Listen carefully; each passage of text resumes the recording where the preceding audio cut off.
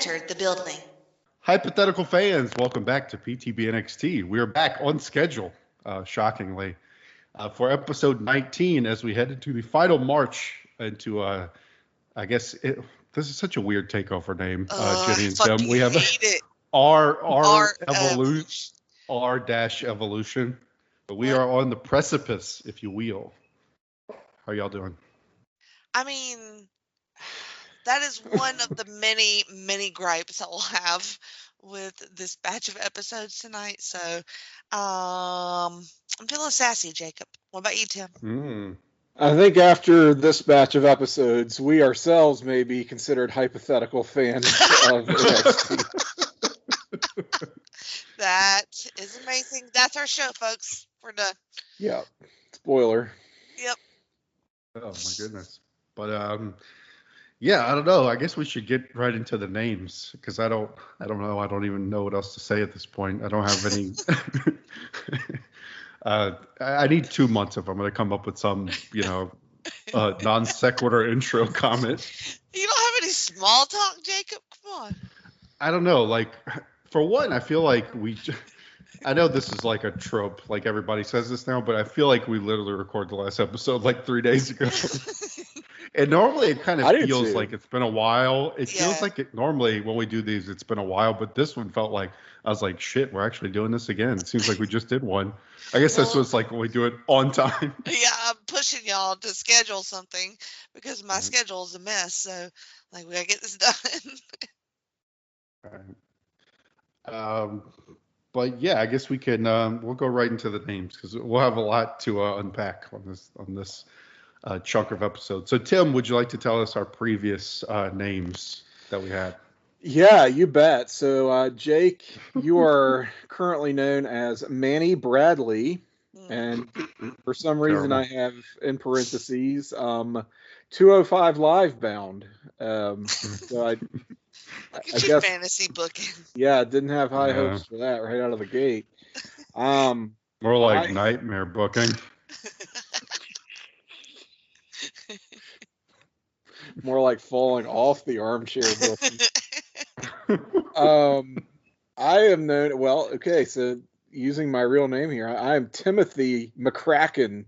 Right, yes. Yeah. One of the McCracken brothers, I think. Of the McCracken. Oh, yes. Yes.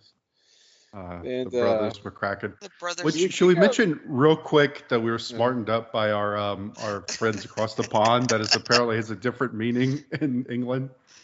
Yeah, I didn't even catch the meaning. I don't know. Well, I think it was just like your ass or something.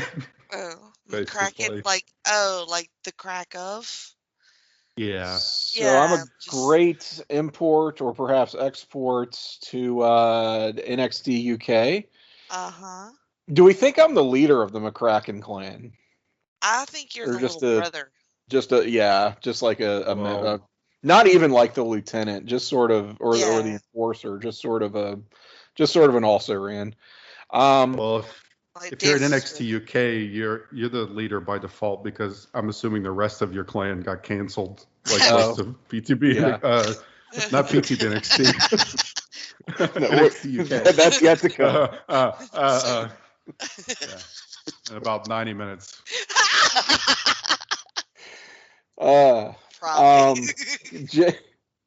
Jenny, you're have the very fitting name of Slab Meat Castle. Slab Meat Castle. Very fitting. Good luck topping that. I know, these were good. All right. Well, let's see what we have here. All right, I'll start us off. I am going to be, I feel like all these end up being some type of like, I don't know how to say this, like a mass of some sort. Lump Sanders. Like a lump. Yeah, we definitely had lump before. We've had a lump before. Yeah, I was Lump Levesque. Run out of ideas back there. Yeah. Lump is back. The monkeys and the typewriters are struggling right now to come up with these. Lump Sanders. Like, hey, you can't use my last name, but you got to bring back Lump. If only they would shell out for the rights to Lump by Presidents of the United States as your theme, then you might get over. True. Right. We totally made that joke before too. Sounds right. Yes. Look, we're almost up to 20 cancel episodes. the show now. Okay? We're almost up to 20 episodes. Look, we're running out of material. What do we say? Lup Sanders. I definitely think this would be like in the Godwins or like the Blue Brothers, some kind of hillbilly type thing. I don't know if I'm just have Colonel Sanders, Kentucky on my brain, but that's where my brain's going. I don't know. Yep, lumps on the brain. Big fat guy energy. Okay, this one very similar to Mason Ryan. Tim, you're going to be Troy Ryan. Oh, Troy Ryan. Wow. Possibly Kinda of the hot Ryan guy. family from Saving Private Ryan. Oh, So all your brothers are dead. they all got canceled. Unfortunately, that's your gimmick. World War II veteran that only wants to please Tom Hanks with his life choices. Sir. Wow. How specific. All right. It's about WWE's like pop culture, lens. A movie that came out in 1998. Just what you want in wrestling. A nice upbeat reference, like Saving Private Ryan. Thumb on the pulse with Tom Hanks is Right. major star of tomorrow. Okay, Jenny. Oh, I'm not ready. This one, and look, at least this is a unisex name, I guess. Right. Braden. Well, actually, it's weird because I'm assuming it's Braden, but it's spelled strange. It's spelled like Braden, Braden. I'm assuming they mean Braden, but Braden. Braden. Oh my God! I just realized Troy Ryan is totally a gay porn star. Oh my God, yes. Again, coming full circle once again. It's like I know that sounds familiar. Braden Hardpeck may be one as well. Ooh, it's been a few Hardpeck. Hardpeck. Oh. Hardpeck. Hardpeck. He was Red Rooster. I was gonna say that's a rooster gimmick right there. Okay. There you go. Book it. I got the tampon. It's worked before. I mean, look forward to. So why mess up what's worked in the past? Yeah, Bring it back. My hero, Red Rooster. Which we've had that again, Rooster Studebaker. So Here we go. We've come full circle here on PTBNXT, apparently. I'm on road to redemption. Right. We are we're on the road to redemption as we this will be the drinking game. I don't know how much they mention on these. They kind of toned it back a little bit on actually saying they like save it all for one flurry and then they fucking let loose like a machine gun with the road to redemption at like one video package. But let's get into it. We have 3 episodes to cover and this will be the final stretch until R-Evolution. Lord. Of course, our biggest, our main event storyline is Sami's road to redemption, as we've been talking about, as he's going to most likely face Adrian Neville at our Evolution. But let's get into it. So it'll be November 20th, 2014, and we come hot out the gate with a women's match between Bayley and Becky Lynch, who have, of course, been feuding by proxy because Bayley is kind of affiliated with Charlotte now, and Becky is, of course, sort of formed the BFFs 2.0, I guess you would say, with Sasha. Becky is described as a madcap spitfire, a rock chick, which Renee scoffs at, the idea of calling her a rock chick, which his fellow commentators think is stupid. Of course, she has the rapid spitfire offense. Becky does. Bayley comes back with her own aggression, a little bit of some nice aggression from Bayley. She's not her usual nice self, but she ends up getting hung up on the ropes. Sasha comes out here a few minutes in, and they kind of frame it as Sasha distracting, but honestly, she really doesn't. They kind of use that as the reason why Becky's able to win with the roll-up. But to my eyes, it really didn't look like she did a whole lot. Like the ref wasn't distracted. Bayley didn't really look at her too much or, waste any time on her. So it's kind of a weird interference spot that didn't really work. It just kind of looked like Becky stole the win. But the match was kind of nothing. It was, 2 minutes long. I ended up going a star on it, Tim. I went even lower than that. I just went 3/4 of a star.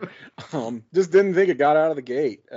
We started with some good rapid fire offense, like you said, from Becky, and then she kind of took over for a good beat there, was getting some shine. Bayley, yeah, looks pretty decent. And you're thinking, well, this could develop into a decent little affair between these two, but no. Sasha with even as distracted roll-up pins go, this was very half-assed. I don't know if there was a botch there or if they just told him to get the hell out. But it was just like nothing happening here. Real disappointment from these two.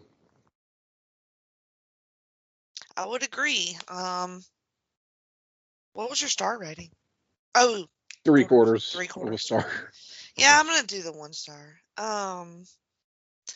Yeah, the rocker chick thing was like really fucking cringy. Like Renee trying to be super tough. Like, stay in your lane. Like, that's not your strong suit. Yeah. And the finish was so bad. It's probably why I think I dinged it for the finish. Right. Otherwise, I could have gone a star. It's not the worst thing in the world, but it was just, I hate a distracted roll-up pin anyway, and this was even worse than the way that's normally done. So I was like, penalize it. Yeah, if she distracted the ref, I don't even know the camera caught it. It was just not well-timed or whatever. They had a pair of decent, like, suplexes, so it's fine. And the post-match stuff was okay. Yeah, post-match was okay. Right, which we'll get. Yeah, just, I don't really get that. If you're going to do the distraction finish anyway, why did it just have, like, a decent match before? Right. Nobody's going to have to lose anyway, like, clean. Why not let them, and as we're going to see, it's not like they're packing a bunch of important stuff on the show, so. But as Jenny said, Charlotte comes out as Sasha and Becky kind of loom over Bayley, so kind of coming to her rescue. We did head backstage after this, after Charlotte saves her. Bayley thanks Charlotte for saving her, and Charlotte tells Becky to stay away from the bully Sasha. And then Bayley kind of does the Bayley innocent hug thing. And I felt like this is a bit of a regression for Bayley, because we had kind of liked where she was going, and now she's acting like she's like 9 years old again. With bullies, and like Charlotte being her like 16-year-old big sister protecting her is, I don't know if this is positive momentum for Bayley. I don't know about y'all. I don't think it's great character development for Bayley. I do sort of like it for Charlotte, just to give her a little bit more dimensionality, I guess.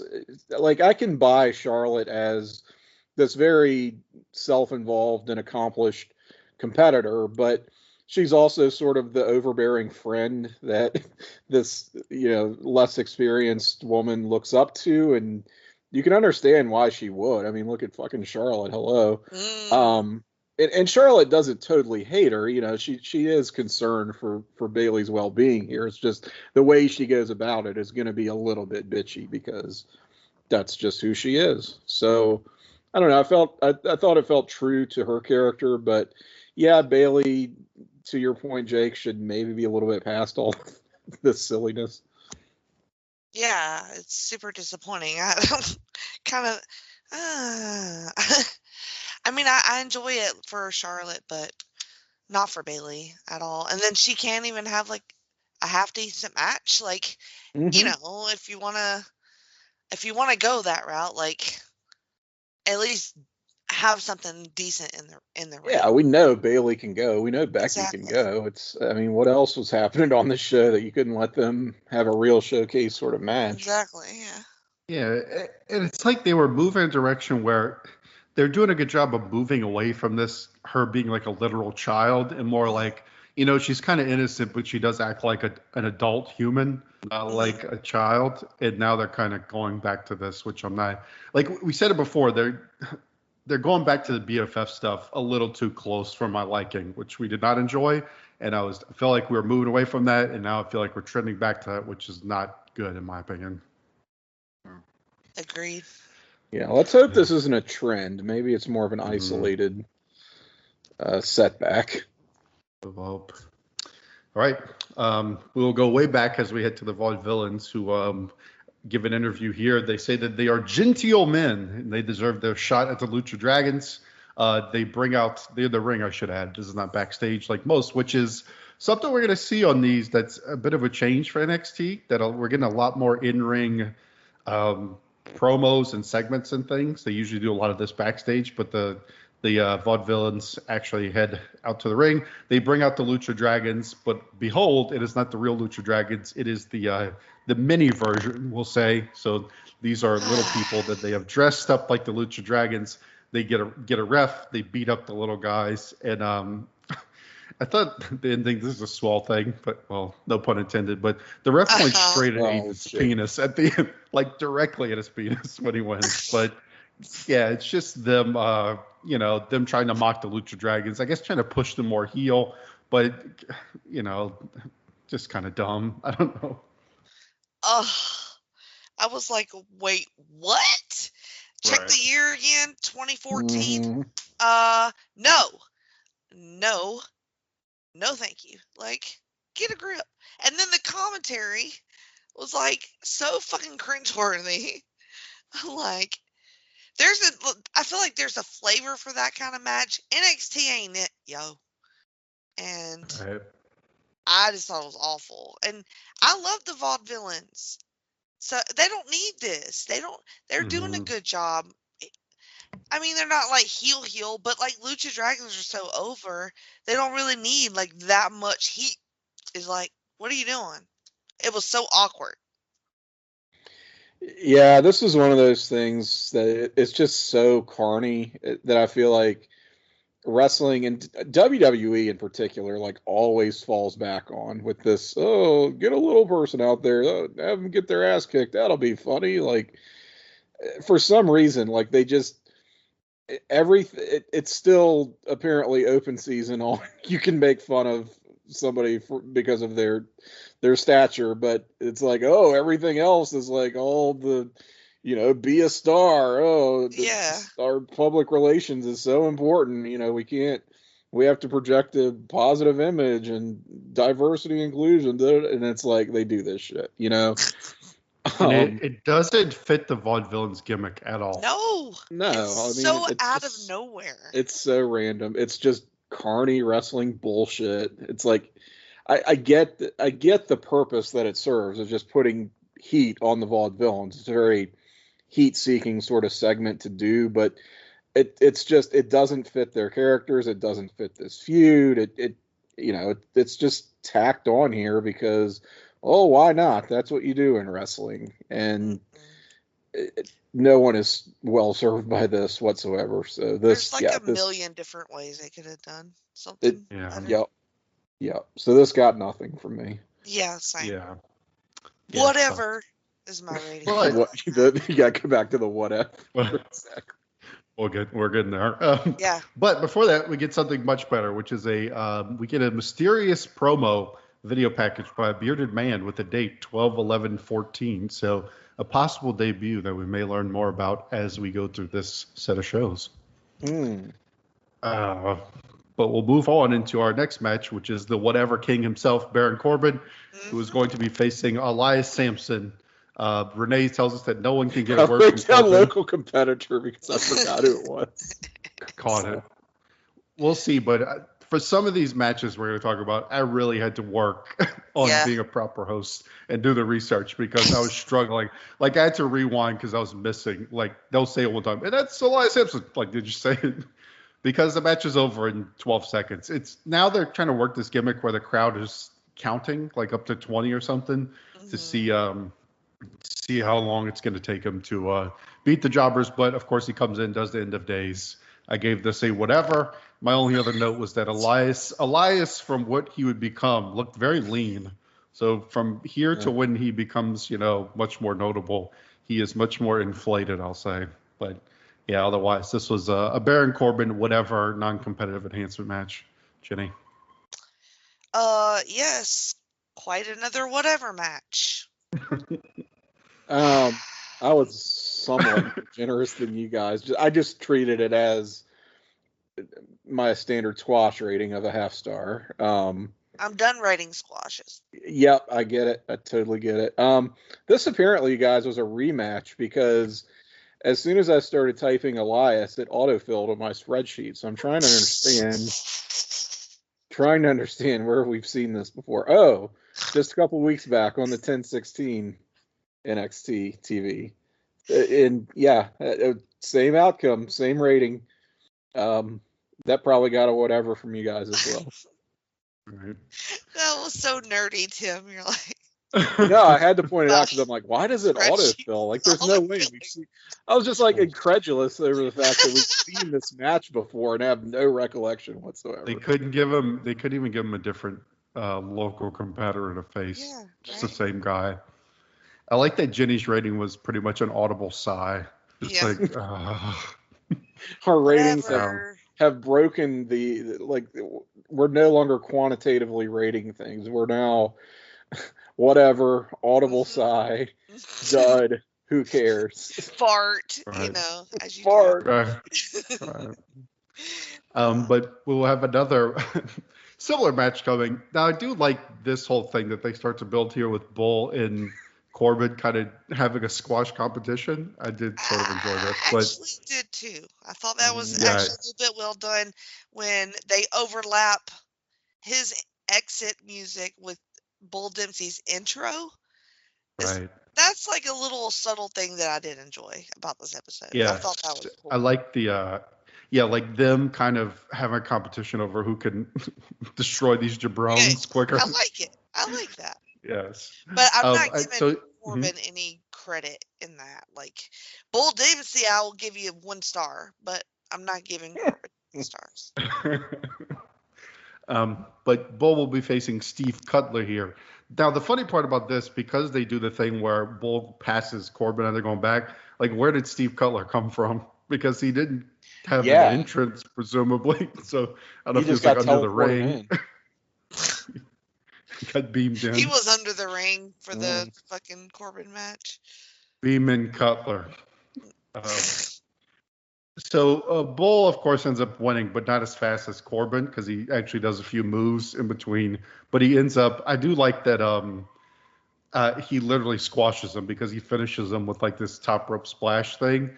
We get a Baron's better chance. I guess the crowd, unlike your set of hosts here, is more into a Baron because they say Baron's better. I like that Alex Riley even calls it a squash. Like he just completely even says the word squash. I was like, wait, you know what this is. Can you say that on commentary? Right. Was that a fuck up or like, I don't know. Shooting, brother. Right? Shooting, brother. Just for fairness, I gave this a whatever as well.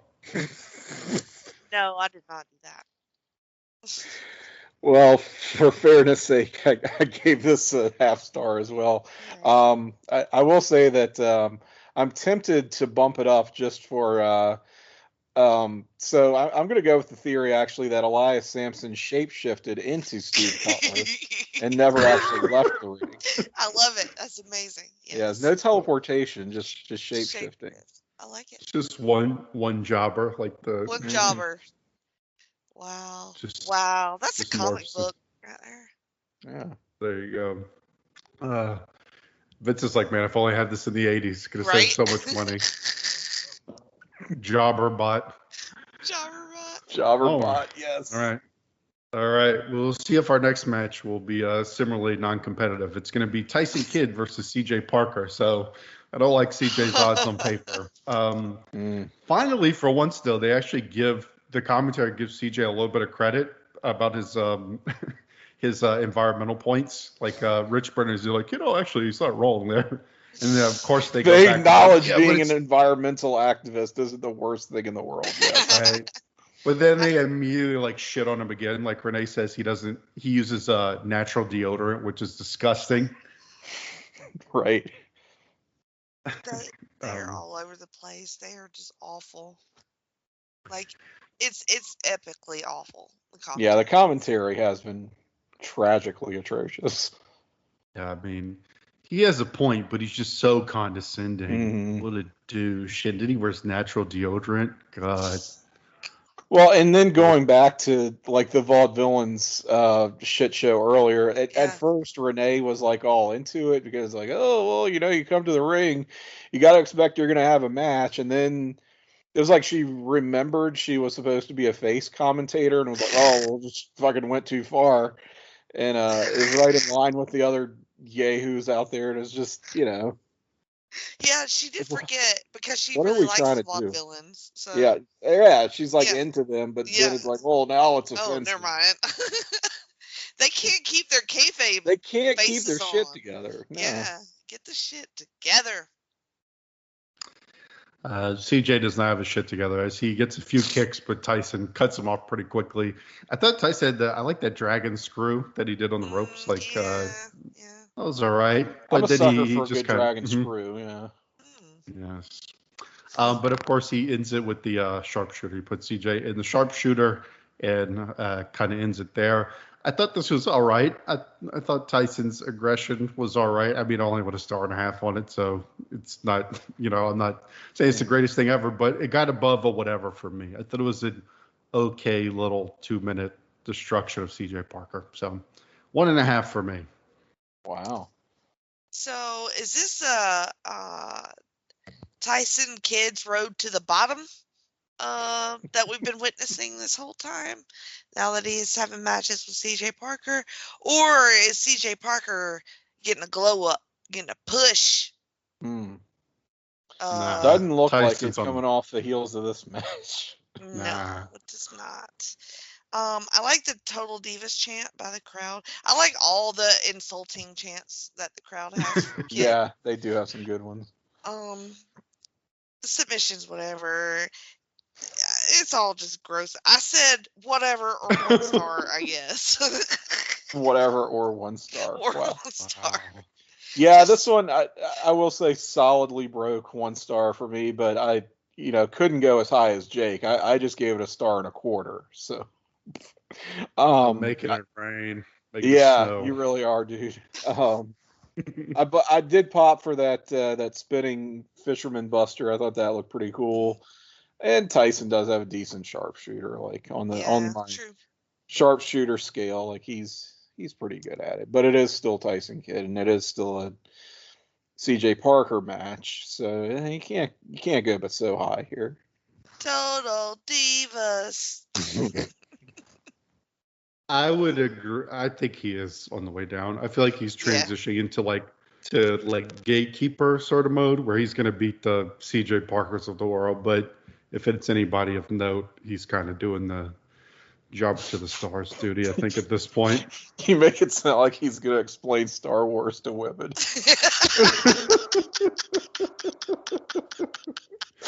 Man, so he seems like he probably would. It would be a character. So Renee is just fact. Fact. Just man explains and says fact. Fact. Ray is very soothed. Fact. And Renee is like, I'm just trying to get an interview about your title aspiration. Gatekeeper to the fandom. Anyway, he after the match he says that Uncle Brett told him to seek out who you want, and he is challenging Finn Balor. So he's got his sights set on Finn for whatever reason. One way to get the entire NXT universe to stop screaming at you about your relative is to fucking mention another relative, and it's not even your fucking relative. So, stop. Just fucking stop and shut the fuck up. I love how Tyson has basically stolen custody of Brett from Natty. Yes. Which we're gonna see. We're actually gonna see some more of that. It's not good, but it is sort of funny, and I'll take what I can get here. And it's also funny because it's even building off of Natty, talking more about Brett than her own dad, which is funny in itself. Yeah. So they're just any way they can get to Brett. That's just any connection. Just it's Brett. not like skip over Anvil. It's not like Anvil walked Natty out to the ring for her NXT Women's Title match with Charlotte. It's like, can you imagine you had Ric Flair and fucking Jim the Anvil Neidhart? Oh god. All right. The Jersey Triad is backstage. Yes. Enzo is taking credit for Mella's hot start, and he kind of backs off of that as both Carmella and Big Cass kind of call bullshit on that one. So just their typical kind of banter, and they are entertaining to me. I do enjoy them. Yes, Mella looking good. I like this promo. Can I just say ripped. that Mm-hmm. other than the main event scene, I mean, Sami's road to redemption, which is, as cloying as that is, it is like we are looking forward to the match, right? Like we can say that much. Other than that, I think that this Enzo Cass Jersey Triad are the only characters I'm really invested in right now. Yeah. Right. I mean, I guess Charlotte. Well, yeah. But always. she's not been well served lately. Right. So. Right. You remember the name of that salon that they got? Hair. Got to fire from hair. But Enzo and Cass are going to be facing no longer the Mechanics, so that was like very short-lived. Like that one episode they called them Mechanics. Now they're just Wilder and Dawson. No smarter. No no real name. Enzo and Cass are super over, so apparently the Full Sail crowd is as into them as we are. They go on this. They do their normal spiel, but then they go into this whole deal where they talk about how they're not the Parker brothers, no games. They mention a lot of board games. Like he says that. Yes. And then Renee has a weird line here where she says that Dawson likes his opponents scattered, smothered, and covered, which means nothing. God, she's the worst. Like what? I guess he's Southern, so he eats at Waffle House, and the rest of the commentator team is baffled. They just don't even know what to say to our comments. They're like, "How many fucking edibles did you have before going on the air?" But the match itself, they just kind of, which seems to be the template for these Enzo and Cass matches, where the artists formerly known as the Mechanics just kind of beat up Enzo for a while until Cass comes in and just like rocks them and hits him with the big boot and wins the match. So pretty much a squash, unless you count. As soon as Cass comes in, it's a squash because Enzo is just like a little shit that they beat up on until his buddy comes in. So I ended up going a star on it, Tim. It was above whatever for me, I guess. It was above whatever. I will back you up on that. I went a star as well, and it's just matches like this are hard to rate because there's no real body to the match, as you pointed out. It's just the face and peril deal on Enzo, and Cass comes in, and you're thinking, well, here's where business is going to pick up, and it's like, nope, it's just going to abruptly end.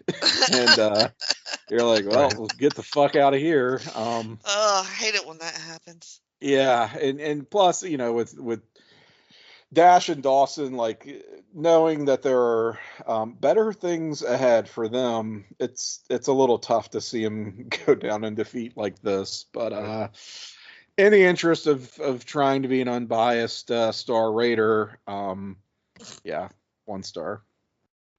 You try to do that a lot, Tim. I try to do that a lot. I won't say I succeed. I just said I'm not doing that this time. I understand. But I did give it 1 star as well, just for our beloved Jersey Triad. Because they have some charm. They have my attention at least for a little bit. Personalities. Right. The Mechanics, the Mike and the ex-Mechanics or whatever. Mike and the ex-Mechanics. They're all right, but like you said, like this ain't their match, this ain't their time, so they're fine for what they are. And then the bros, McCracken. Oh no. I didn't have too much faith in like your chances of winning the match are not good when you had a team name and then they just switch you to like both of your names. Like, got a point there. You're not on the Ascension. Which they come out. They get jumped by the Ascension, Enzo and Cass do. Then they go after Dawson and Wilder, trying to assert their dominance over the tag division once again. They grab the mic and say that Itami and Balor will soon be dead, that they're going to murder them, pretty much. And they say the Ascension will rise again, which hopefully they do not. Let's hope that's not true. Yeah. No. Fingers crossed. Yeah. Crowd was into it. I mean, I think the crowd was dying for anything, though, to go on to here at the end. Easy stuff to kind of latch on to. Yeah, we have not gotten into the plural with the stars on the show yet, so nope. We have topped out at 1.5. All right, we head to Sami. He's thanking William Regal for a chance to speak with him, which is pretty much all that happens here. Not much. Yep. He's gonna, and then we see a promo for Larry the Cable Guy who's going to be on Raw. Oh. I remember. Well, he's got his big movie. He's got his big movie to promote. Oh, we'll see if we see anything about that movie on the show. We sure will have to. Yeah, stay tuned. Jenny, do you remember the Larry the Cable Guy Raw from 2014? Of course, it's a classic. Yeah, same. Do you remember Raw from 3 nights ago? when they popped up, I was like, what? I had to check the year again. I'm like, what? Why? Mm-hmm. Why? He wasn't big in that year, was he? I was like way late, right? I was gonna say the blue collar comedy stuff was like what, 2005? Like, right. That was when I was in like high school or something. It might as well be Saving Private Ryan for as fucking timely as it was. I'm like, finger on the pulse. Right. I can't wait till we'll save what the movie is for a minute, but I killed it what movie it is. All right, we head to our main event interview segment here, which again, this is different. We usually pretty tried and true have a main event match, but we're going to have a segment. Sami says that he always knew he would be champion, but last week would prove otherwise. We get a pretty drawn out video package of the Road to Redemption. It's giving Jenny a chance to sigh there real quick. The crowd is still with him. Sami says nothing is worse than losing in a big match like that, and he asks Neville to come out. Neville comes out after a brief delay, hobbling, selling the knee, of course, that we don't totally believe. Neville tells Sami to pick his chin up. Sami isn't hearing it, and he says if he can't beat Neville, he does not want to be here in NXT, which of course brings William Regal out. Regal decides that he can't think of a better main event for Takeover than these two, where they will settle it once and for all. And Neville will not let him let Sami put his career on the line. And Sami says, "Don't worry, he's leaving if he can't win, whether Neville wants him to or not," and drops the mic. And that is how we close the show. Thoughts on this very emotional ending sequence, Tim? I will say that I liked Neville selling the knee, even though we know there's nothing wrong with it. We saw that last week. He's still just that's just being the canny athlete that he is. Doesn't want to give it away that, he's perfectly fine out there. Big announcement though for this main event interview segment, just Sami laying it all out, saying, I can't beat you. I'm done. I'm never fond of guys basically talking their way into getting a title shot or like a second chance sort of thing. And I feel like WWE does that a lot because they do it because they love to swerve people, right? Somebody loses the number one contenders match or loses their guaranteed title shot, like at a Royal Rumble kind of thing or something. So you have to find some way to get them back into the title picture. And more often than not, it's in some fashion like this, which does not involve an actual match. It's just, like an interview segment or putting themselves over so strongly that you can't possibly say no. But I don't know. I've never been crazy about that approach. But all that said, I thought that him laying his career out there like this, I mean, yeah, I could see Neville taking that bait. Again, he sort of wants to be done with Sami. I think as Neville, the character, you could see why he would be threatened by Sami. And if this is an opportunity for him to say, you know what, if I can beat him one more time, then I never have to worry about him as a future threat anymore. Mm-hmm. So I'm going to go ahead and agree to this. And, that's a big match. It makes all the sense in the world for Regal to say, we need a main event for Evolution. So let me go ahead and sign it.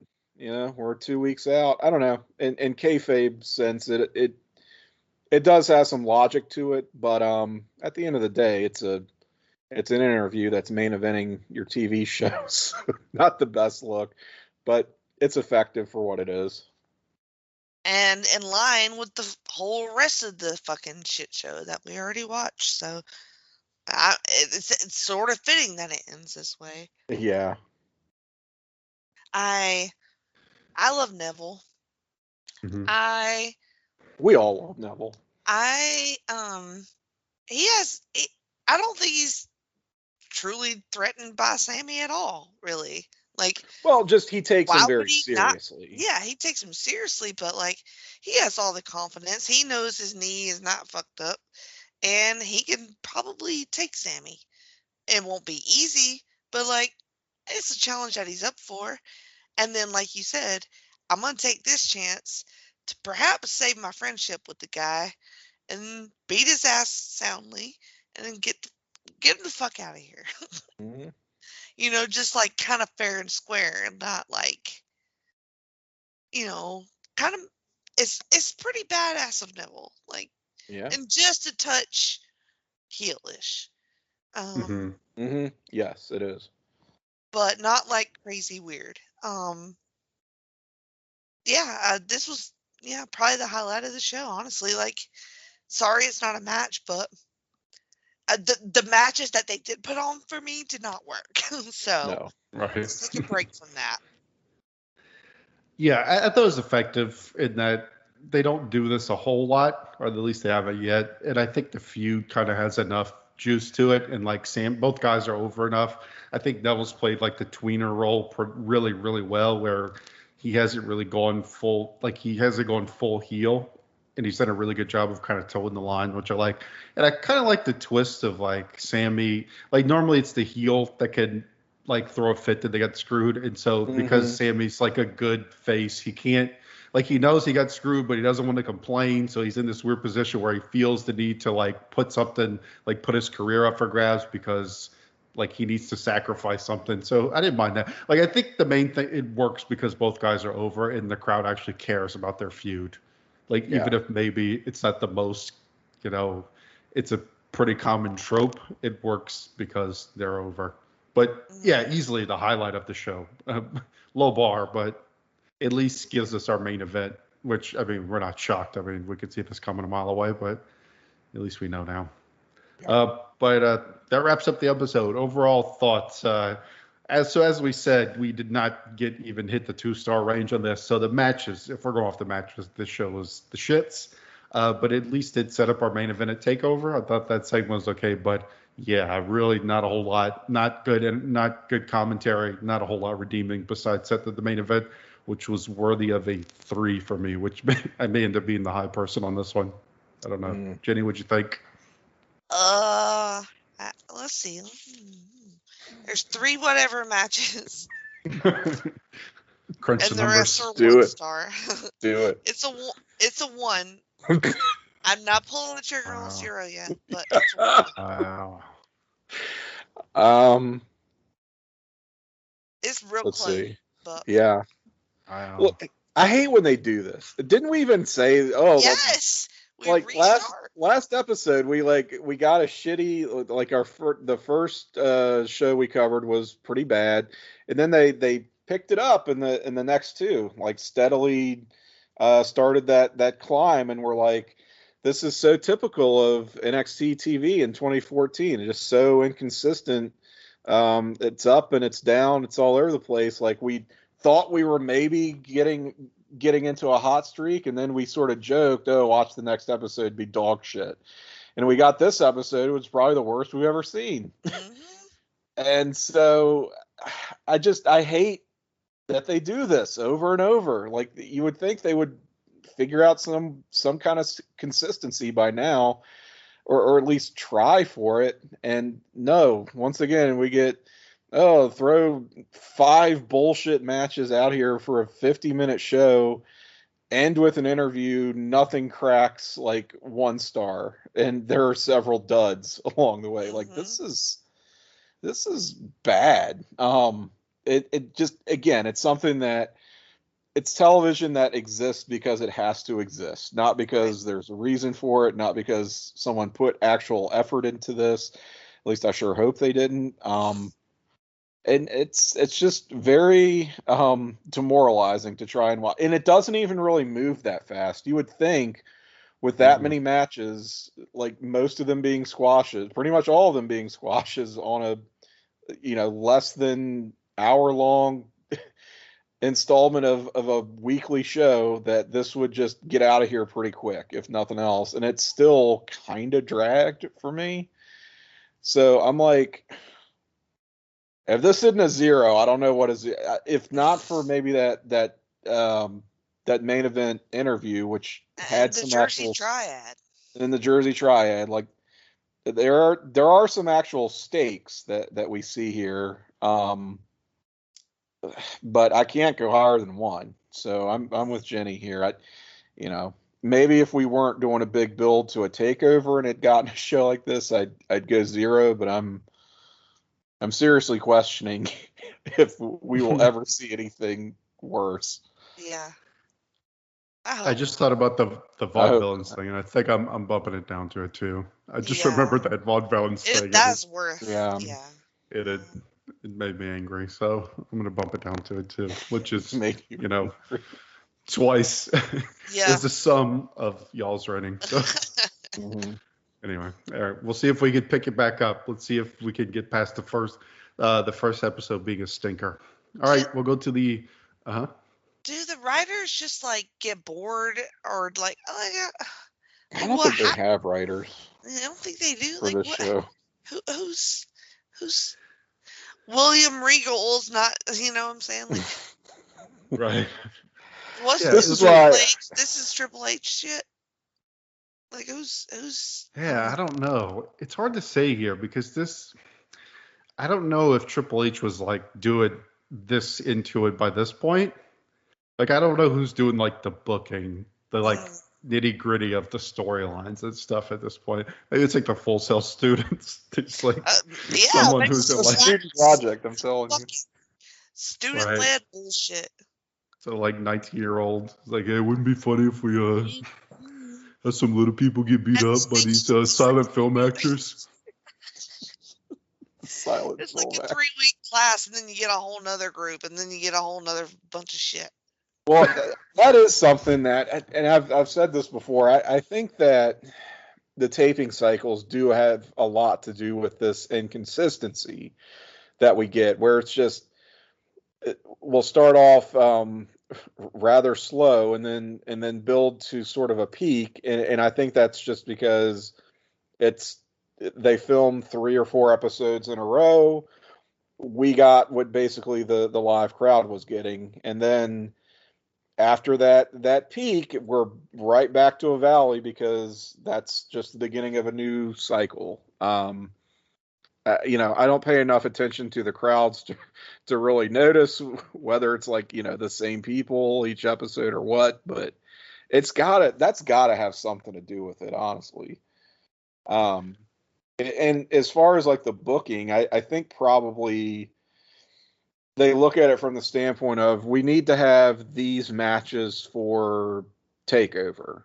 And I don't even know if they have that mindset yet, but let's go with it, right? We need to have these matches and these outcomes for Takeover. How we get there, up to you guys. Who gives a shit? You guys being the producers, the agents, whoever. Mm-hmm. And it is often a shit show. That's wild. Just my guess. I can't imagine they're devoting much actual. Like, there's no way they're pulling the writing staff into this. It just there's no writing that takes place on. Well, like, there's nothing that I watch and go, oh, somebody wrote that. You know what I mean? Like, I guess I just assumed it. Because to me, in my mind, like, then what are we doing? Like, I think it's formatted, but not really written, if that makes sense. Okay. And it probably doesn't make sense, but I feel like that's what they do. So Marcus Louis just had to think of his own abilities to have fucking cum cream all over him, and then he has to like lose all his hair and turn into fucking Quasimodo. He's like, "This will get me over." I mean, I think that again was like those segments were just put together, but I don't think there was much like in the way of, oh, then you have to say this or say that, and here's your promo kind of thing. Like, I think it's just here's how you react. This is what's going to happen, and beyond that, I mean, especially with him, it's just been like week to week, right? It's just and getting worse week to week, as we're about to see. Right. And the last thing I'll say is we also have to think that their A team of writers at this stage was not coming up with like, the most killer material either. Right. Yeah. Well, so I can only imagine what the whoever's in charge of NXT at this point is, I can't imagine but yeah, it is certainly I don't know what they're thinking. I think they're trying to keep it simple, which sometimes gets you like good, straightforward storytelling. But then it also, simple for wrestling is falling back on dumb, stupid tropes like we saw with the vaudeville and stuff. So it's kind of like the double-edged sword of that. It's good when it's good, but it could also get real dumb. Because wrestling could be real dumb. And sometimes it's fun dumb, and sometimes it's just bad. Yeah. So. Well, sometimes there's, I think what it is sometimes there's too much of it. When you have to just constantly churn this out every week, and it's really the same people. It's not like anybody's really leaving the territory right now. That will become more of a thing as we move along in NXT. But I don't know. I think they get in a rut sometimes with the same like, what is Marcus Louis still doing here? What is Sylvester LaForge? Tyson, we talk about how Tyson was written out several weeks ago and is still on it somehow. It's just, you got to cycle some of these through here. And we're not even getting the call downs, so to speak, like we were, where someone would just pop in from the main roster to have an exhibition match with Neville or whatever, I guess Titus was the best example we've seen of that in a while, which left a lot to be desired. So, right. Well, I guess now that we've pondered the existence of this promotion, we'll go into the second episode. So why it exists. That's fine. We can move on. We'll go to the November 27th, 2014. It is certainly going to not get any less weird here, as we're going to have Tyler Breeze take on Marcus Louis. Marcus Louis is still mentally broken here. He wanders out slowly with a towel on his head. He's like his reaction to losing his hair is like luchadors have lost their mask, like, which is like their entire identity and like their family heritage, and not reacted this extreme. The way Marcus Louis is reacting to his hair being lost. Tyler Breeze bounced back very much faster than Marcus Louis when he lost his mask in 1998. Yes, he was fine like a week later. Right. Tyler Breeze is disgusted by everything about Marcus Louis. God. He grabs the mic, asks him if he's actually supposed to wrestle, the most uggo of all uggos. He compares him to Gollum from Lord of the Rings. He pulls the towel off of his head, tells him to leave, berates him, and calls him a freak that no one will ever love, and then hits him with a beauty shot and pins him. Almost like uncomfortable, this whole thing. Like it was brutal. I rated this match as abusive. That's my rating. That's my star rating, because this is like it really got over. I mean, I guess testament to them for both playing their roles. I guess that's what they were going for. But it was like when he told him he's a freak that no one would ever love, I was like, good Lord. This is dark shit. He's like, no, look, you got to see this, and yanks the towel off of him. It's treating him like the Elephant Man out there. Oh crap! Now we got canceled. What does it say about us that we're so offended by the little people jokes, but then we laugh our ass off over this fucking shit? Well, it's because he's not really. I mean, he's right. He's fine. Like he lost his hair. We're talking months ago. When was that takeover? Right. It was like September. Yeah. It was early September, right? And we're now like they talk about how it's Thanksgiving and somehow none of his hair is growing back. I mean, this absurd. This is absolutely ridiculous. Well, and like the tonal like okay, we've seen Tyler Breeze be like, oh, like he's like a smug model guy, and then like out of nowhere he's just like berating this guy, like tell him he's a freak, no one loves him. Like he just went to like another level out of nowhere in this like throwaway match with this like essentially a jobber guy. It's just so out of nowhere. Like Tim said unnecessarily offensive. Offensive, yes. Well, it's also like punching down in a lot of ways. Like not only is Tyler Breeze, much better looking than Marcus Louis, in reality and in character presentation terms, but he's also like positioned so much higher on the card that it just it's abusive, as Jake put it, that he could actually go out there and do this.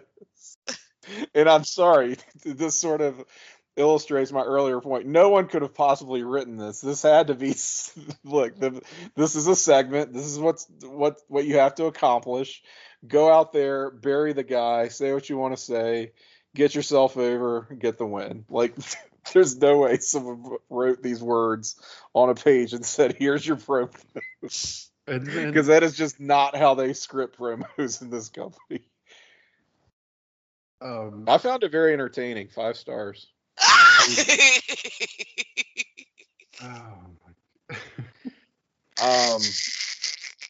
No, I actually did give this a dud.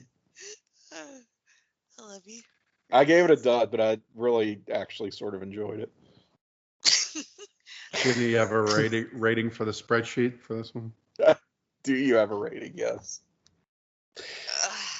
No, that's fine if you don't. It's an impossible question. I don't know. I don't know how to. NA is a perfectly acceptable rating. We need to have a meeting and discuss the parameters of these ratings. Like, there's no system anymore. Like, I think we're doing well. This is like Chad always talks about how like Hogan Andre, it's like, it breaks the star rating scale. This is like a completely different version of breaking the star ratings. Yeah. Right. I'm broken, but dud. Okay, dud. Ginny yelped in agony like Marcus Lee when she watched this. And then, that's what happens after. So after this abuse by Tyler Breeze, he just yells in agony in the ring, stands there, and the crowd just chants, "This is awkward." This is awkward. Yes, great chant. I did love that shit though. And then we just go to commercial, which is Larry the Cable Guy is back, and we get a promo for his movie, which is going to have Santino Marella, and also, so they reveal at the end, because I was like, okay, what movie is this? And it's Jingle All the Way 2. It sure is. And then also, I mean, maybe y'all caught him, but in the 5 times we saw this commercial throughout these shows, I don't think I saw Santino in the commercial at all, which I was like, you think they would have, like, you'd think maybe because he's the wrestling connection, you would maybe see at least one snippet of him, but I did not see him in the trailer at all. So, probably just in a crowd scene or something. I thought Larry the Cable Guy was the since he was on Raw and stuff. All right. Yeah, I don't know. It's quite a drop though from Arnold to. We'll see. Anyway. All right, we cut back to Marcus Louis. Holiday movie, so. I was going to say, this added to our movies list. Look, Patreon. See No Evil 2, it is not, but it clearly looks like a winner. Oh, for sure. But anyway, we see Marcus Lee still wandering backstage out of the arena in a trance, in a fugue state. Lord. Just a like almost naked bald man with, Yeah. with No Presumably eyebrows. wandering into traffic. Traumatized by Tyler Breeze. Yes. And then we just head to the next segment. Enzo and Cass and Carmella head out to let us know that we're going to get the most anticipated rematch in NXT history, as Carmella is going to be facing Blue Pants. So this is the biggest rematch since Elias Sampson and Baron Corbin here. Carmella versus Blue Pants. We get some drop kicks from Carmella, and she does her head scissors submission and taps out Blue Pants. I gave this one 4 Staten Islands. Ooh. Yes. What do you think, Tim? I'm going to go 4 Long Island iced teas, actually, which I think we could all use after watching these episodes. So apparently I went a half a star on this, so I guess I considered it a perfectly acceptable squash, suppose. Although Carmella's drop kicks look pretty lame. I've been pretty forgiving of her, in these early outings, but I didn't think those drop kicks were too stellar. But she does her finish really well, and that's pretty much all that counts. Blue Pants is like, I don't know, this could be a funny joke, but they do that thing where they push it way too hard to the point of it like rounding the corner of becoming unfunny. Where if they just let this breathe a little and be its own thing, I think it would work better. But they're just it insists upon itself. I'll put it that way. And so nothing is more unfunny than something that insists upon itself. Oh fuck! That's my whole gimmick. Insisting upon yourself?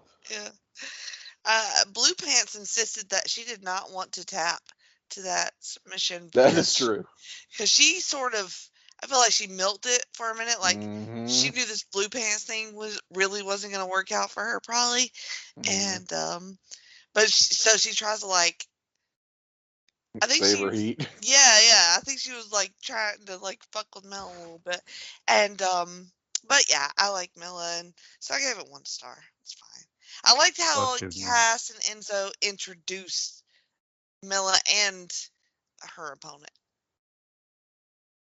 Fucking Blue Pants going to business for herself as usual.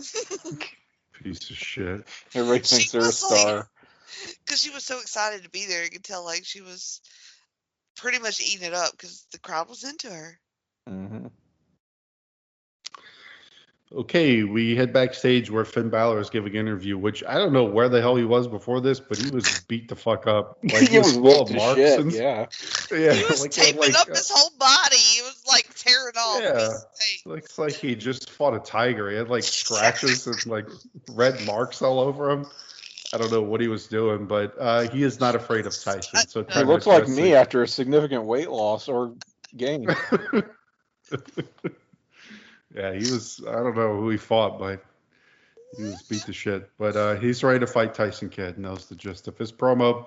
And then we will go to. He was fighting Louis Maynard. Oh God. Oh. I thought that's maybe what was. I was waiting for tiger. Something. Tiger. I was waiting for something along those lines.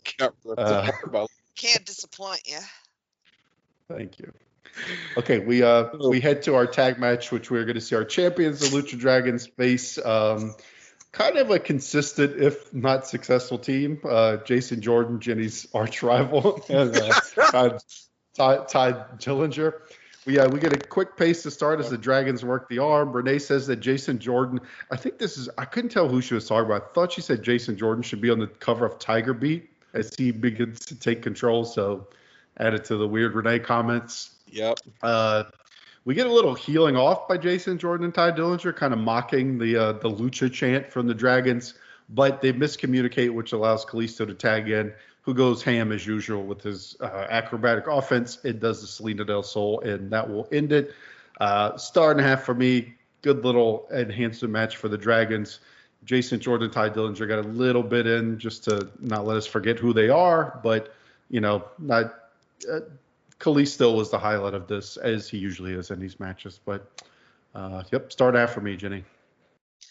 Tiger Beat. Who are you, my mom? Fucking quit insisting upon yourself, Renee. Shut the fuck up. Meanwhile, Lucha's still great. And I've renamed this team as JoDill.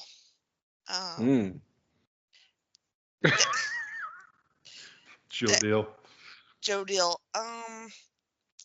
They're doing the thing with their tights where they have two colors and one's wearing one on top and the other is wearing that color on bottom. And please don't do that. Like, I don't like it. Not a fan.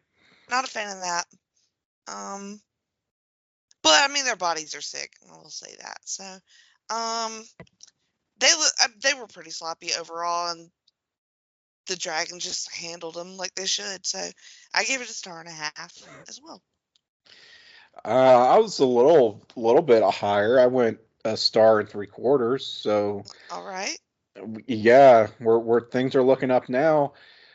Lucha Dragons are always fun, if nothing else. They will be a highlight in a sea of shit quite often. And this is nothing we haven't seen before. In fact, I feel like we've seen this finishing sequence a couple of times from them, but I don't hate it. It's nice to see them have just a decent, quote-unquote, real match, TM, before a big takeover.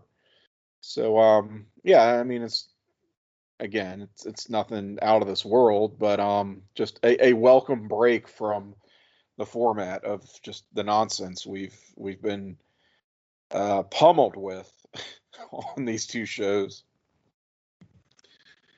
Did y'all think it was weird that they didn't even address at all the Vaudevillians kind of like, if I know we said it was stupid and it's probably better off putting less attention on it, but if you are going to do this whole they're disrespecting the Lucha Dragons, like the Lucha Dragons just said nothing and just acted as if nothing had ever happened. That was kind of strange. Yeah, I was wondering about that. Like, they should have some sort of response to that. Especially going into the pay-per-view when they're about to fight them for the fucking belts. Thought it was weird that they just who cares? No big. But, even if they just give a real basic, like, they want to play jokes or whatever. Like, even if it's just some straight up babyface comment, just something. It's just weird. Like, they just went out there and like mocked them and stuff, and they're just like, oh, whatever, no big deal. Yeah, it just goes totally unanswered. Yeah. It's odd to me. Anyway. They're not the best talkers, so.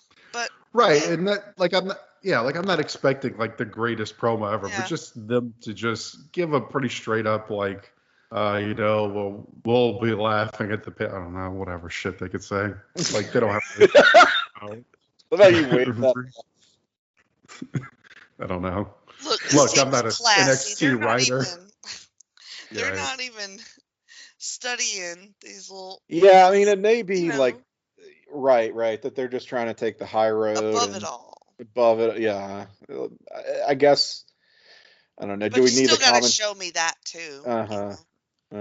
Do we need the commentators to like tell us that, or because we know they would just beat us over the head with it? Right. Well, the Vaudevillians can do a lot of dastardly things out there, but these Lucha Dragons, they're a class act all the way. They're not gonna let it get the better. They're not gonna let them get it in their head. They would just go on and on and on and on. So I'm sort of look at us. This is one better. I know. This is one case where I'm like maybe okay with the ambiguity. Yeah, leave it to your imagination.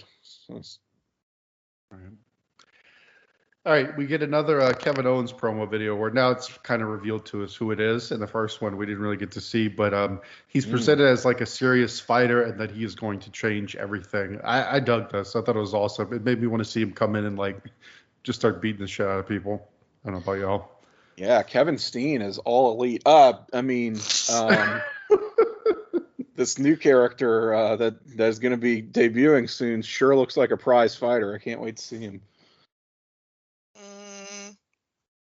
We'll see. We'll see. You've never been a big Owens guy, have you? Never. I never could get on board with him. But, you know, admittedly, when I started watching, he wasn't doing great things. So he's another one to watch on this show. Well, he says he's going to change everything. We'll see. All right, Bayley is out to address the NXT universe. Albert says that hugging won't get her to the top, so Jason Albert with some career advice here. Her friend Charlotte said to stay home because she's not going to be there. Charlotte's not going to be there to protect her, but she's dealt with bullies her whole life. Her mom told her to stand up to, just reading this sounds ridiculous. Her mom told her to stand up to bullies. So again, we're back to Bayley being a child, an actual child. Here comes Sasha and Becky, of course, to come and bully her. Sasha pushes her, but Bayley lays in a forearm, and they quickly jump her until the refs come out to protect her because Charlotte is not there. The highlight for me was Bayley laying in the forearm, but I'm still not digging her acting like a child. I'm just not feeling it. When she was like, my mama said, I was like, oh, shut up! Right. Stop! Yeah, this could be an effective heat segment if not for... again, this continued character regression of Bayley, it just kind of sucks the life out of the room. I like how Charlotte's like, look, I'm not going to be there. Like, so stay home. Like, stay home. Charlotte's like, sorry, like, I got to wash my hair or something. I can't be like, I'm not going to wash my hair. I can't be washing all these little bitches. Like, what the hell? Or like, I had to tell her. Bayley is a grown adult and this is her job, and Charlotte's like, stay home. It's like, no, she needs to go to take a sick day. Right. And I know they want her to be like, her thing is like young girls like her, but they're gonna still like her even if she doesn't act like she's actually a child. Like, right, exactly. Like kids like things that are not kids. What are kids like? Kids. We have to make everyone. Yeah. Yeah. Anyway. And Charlotte in the like, I like how, but I want her like heel. I don't like her trying to be like somebody's stepmama. So right. Somebody's stepmom. I like how you said someone's stepmama as opposed to her actual mom. Well, it's just like she's there every other weekend. Big stepmom energy from Charlotte. You did not insist upon yourself. Charlotte and JoDill. I'm laughing at myself. Oh man, pop me. All right. JoDill. All right. Speaking of divorce, Natty and Tyson are backstage. Gotta get and this Natty says that Tyson will do great against Finn, but he's a bit embarrassed and he wants to speak for himself. He doesn't like Natty talking him up. So again, a lot of juvenile energy here as he feels like this is his mom saying that he's great. He's like, come on, Mom, stop. You're embarrassing me. He blames a lot. I like that he buried Justin Gabriel. He's like, Justin Gabriel, he kind of sucks. Then he calls himself the next hitman, and he doesn't buy the Balor hype fact.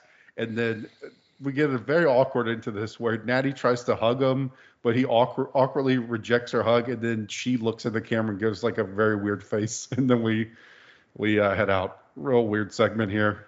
Poor Jay Gabes. Just threw him under the bus. Well, we only lost because Justin Gabriel sucks. Facts. Natty also says she tries to save it as Tyson is calling her out on speaking for him. I'm just putting you over, honey. Like I don't think it works that way. She's so oblivious in this segment. He's like, I'm right. I don't know. This was like right here. Yeah, it was sort of maybe treading on that so bad it's good ground where this sort of became entertaining for me. Or I am completely losing my grip on reality is also possible. Was this where he said the thing about I'm gonna go hug the cats before a match or some shit? Yes, or FaceTime. That's why he didn't hug her. For FaceTime with the cats. Oh, okay, yeah, that's what I knew. There's something about that's a Total Divas something. I was like, is this just all just like just promos for their fucking show? Mm-hmm. Like, Yeah, Made somehow me it want came to tune out. in. no, All if right. that's what they're doing on that show can fuck off and die. Yeah, the cats got very over on that show. Well, cats are great, but they suck. Can the cats come and wrestle instead of Tyson? Yeah. Okay. All right. Now we get our first of some Vaudevillains, which we'll get to later. The Vaudevillians, some would say. But the I think Vaudevillains I have have called them that before. a silent film, and it's called Boom Go the Lucha Dragons. It's them answering a phone, and they find out the dragons are going to blow up a train, which means the titles are going to be in danger. So they head to the rescue, but they first train by fighting bears and running through the woods. Which is some real obvious like green screen effects kind of thing. They stop them. And of course the Lucha Dragons in these short films are the two little people that we saw earlier dressed as the Lucha Dragons. So they stop them, take the titles, and just more. This show's getting real weird. Like between the Marcus Louis and this, it's getting real strange. This is why I'm saying somebody had to write and film that shit. They didn't film it themselves. You know what I'm saying? Like somebody put that shit together. Maybe that's the student. I want to know. That may be the student project right there. The production quality was pretty solid. It was. That's what I'm saying. Like stylized. This is very much an intentional. Like this wasn't like let's just throw some shit together. Like maybe they still wanted to use the little people, but they got zero reaction from fighting them in the ring as they should. And they're like, we'll make one of those WCW movies. Oh my god! Put the little people in them. It did feel like a WCW mini movie, complete with explosions and little people. Yeah, right. Cheatham and the bomb and the Yeah, I'm not gonna lie. Besides going back to the little people thing from the last episode, I kind of like the whole them doing a silent film as like a mind game sort of thing. Yeah, I enjoyed that. I just wish we could have just dropped the whole other deal. Why not use the actual dragons in the video? Like, I get it's not as funny, but like it makes sense, I guess. I don't know.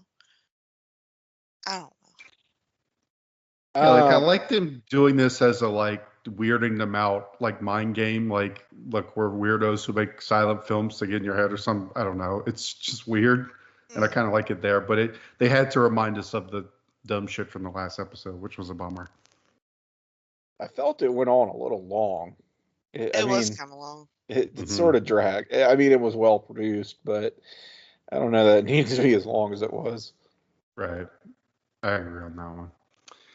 All right, we get a rundown of the Takeover card, which is only 2 weeks away at this point. So our main matches are going to be Sami versus Neville, Sasha versus Charlotte, and of course the Vaudevillains versus the Lucha Dragons are our top title matches. So as much as have not been impressed with the shows, as usual with these, the card is looking, I think, pretty decent, like at least match-wise. So, I would agree, yeah. On paper, all right. It's looking good. All right, we'll head to our. Go ahead. No, I was just going to say we're going to our main event, but go for it. Finn and Tyson. So this will be Finn answering Tyson's challenge that that Tyson and Natty were talking about. We get a lot of wrist locks and kind of feeling out the full arm dragon twist, if you will. Tony Schiavone. Tyson gets heckled for bailing outside behind Natty, so the crowd's giving him a Natty's wife chant. After the break, Tyson has the advantage. We're not sure really what happened to get him. Nice kicks from both of them. I thought they both had pretty nice kicks. Tyson kicks Finn off the apron. Tyson's real aggressive in this one, really laying his shit in on Finn. He gets a tree of low head submission that I thought was pretty good. A lot of this is just Tyson beating the piss out of Finn for a lot of this match. He even mocks, well, he didn't really mock him, but I thought maybe that's what he was trying to do. He did the corner drop kick, which is we've already seen as one of Finn's signature moves. Finn turns the table with the Pele kick, and we get a pretty intense back and forth. Springboard elbow by Tyson hits, but he gets nothing but knee on it. Finn goes up to the top of the Ascension run in to ruin the ending of this match and give us a DQ because they still have heat with Finn and Itami. Itami comes out for the save, and yeah, kind of a bummer of a finish, but I did think it was a good match despite that. I like the aggression from Tyson, who I think our main critique of Tyson sometimes he could be a little paint by numbers and a little tepid, but I liked his aggression here, and I like Finn's comeback in the end. So I did think it would have been okay if you let Finn get the win here, but I kind of get they're trying to draw out this with Finn and Tyson thing a little longer. But I thought it was a good match. I went 3 stars, and definitely the first what I would call good match we've seen on these shows. Tim. Am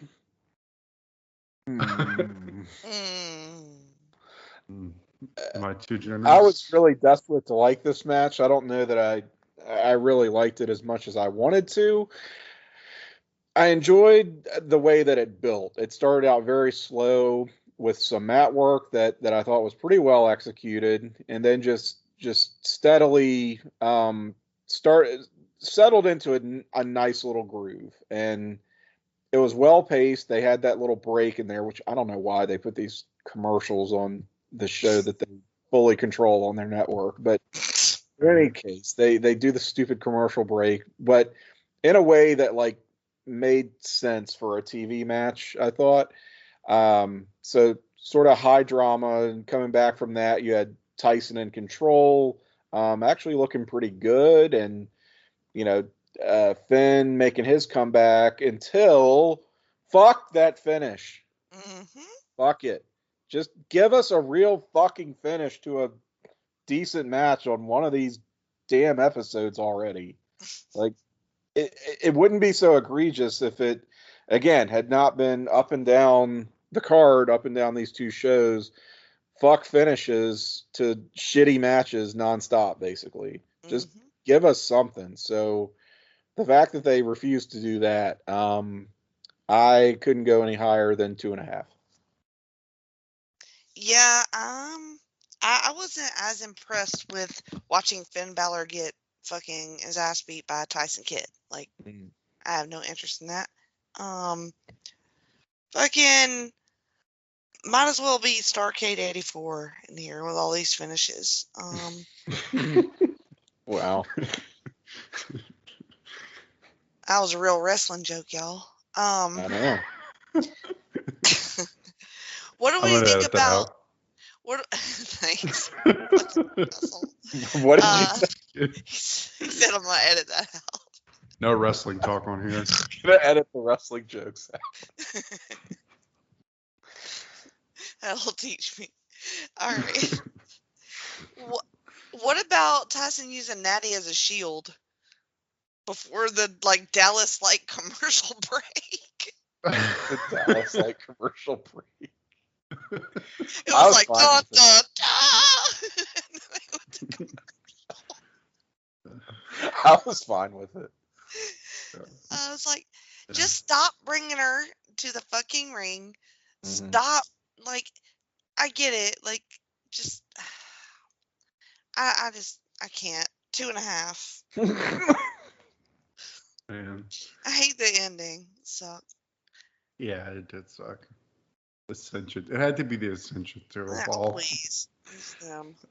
I love that you were on the verge of a coherent thought, and you just I can't.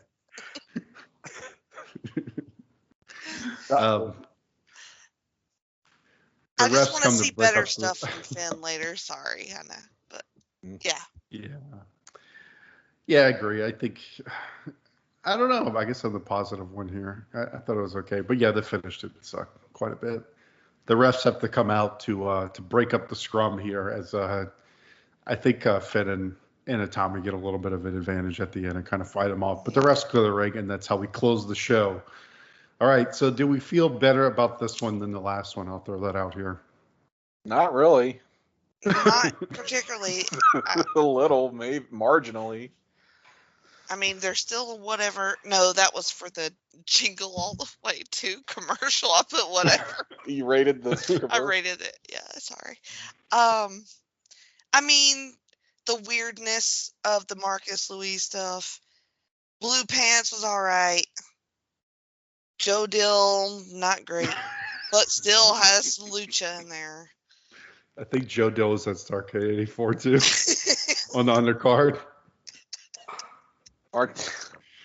Versus Wahoo McDaniel. Oh my God. So I'm going to go the 3 for this one.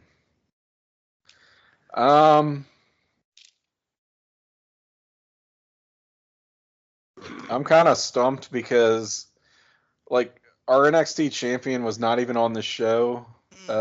2 weeks out from the super card, the pay-per-view, whatever you want to call Takeover. There's no Sami. I mean, I understand they did their business last week, but I don't know. Ever heard of a build? Was it really so important that we get a JoDill and Blue Pants and fucking Marcus Louis on this goddamn card instead of doing anything to promote a main event of what is, their equivalent of a pay-per-view? So, you know what? Fuck this show. This gets a 1. I was going to go 2, but I talked myself way out of it. Yeah, you did. 1. -1. Oh. No, this was as bad as the one before it, honestly. It had a better, like, it had an actual main event, but it's not like that was a blowaway match for me. So I sort of put that on par with the main event interview, which certainly didn't give our first episode a boost in my rating. That's fair. Right, I'm going to give it a 3 glowing review here because I enjoyed the main event. Okay, and trying to think, we saw the dragons; they were good. Some of the weird stuff was at least entertaining and not boring, maybe in the wrong way, but we get to see Tyler Breeze abuse a man verbally and physically. Hot. Jake likes All right. Yeah. All right, so we'll wrap up that way, and we will move to the go home episode as we head into Takeover. So, been a rough stretch. Let's see if we can bring it home strong with the December 4th, 2014 episode of NXT. We start with Charlotte versus Mia Yim. So I did not expect to see Mia Yim on here. I'm not gonna lie.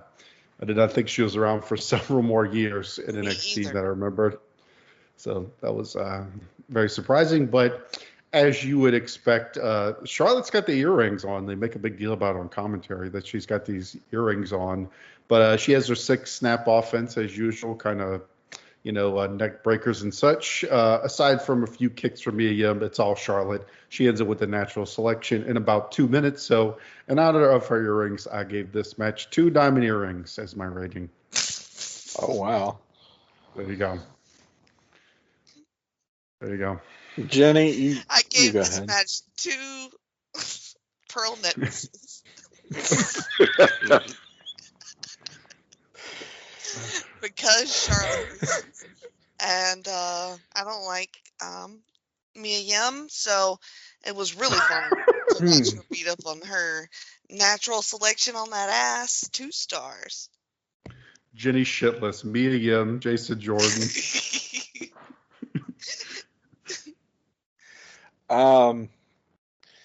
I gave it 2 turtle doves and a partridge. I actually only went a star and a half on this one. I didn't think it did anything wrong. It wasn't much of a match, so I kind of had a low ceiling on it. Right. Probably more important than the match is that Sasha Banks comes out after and stands on the ramp and talks some trash to Charlotte. They started Sasha's ratchet chant that they normally do, but I liked her responding to it. Like she kind of fires back at the crowd and all and says she has more flair than her and her daddy combined, so bringing the family into it. I don't know. I thought it was a solid little heel promo from Sasha. Probably one of the better ones we've seen from her because she actually felt like she had some fire, like she was trying to get on Charlotte's level. And I liked her responding to the crowd. It felt at least a little bit like organic and not like she just came out and recited a promo she had in her head. So, yeah, I was fine with it. Poor Bayley when she tries to smack talk though. Yes.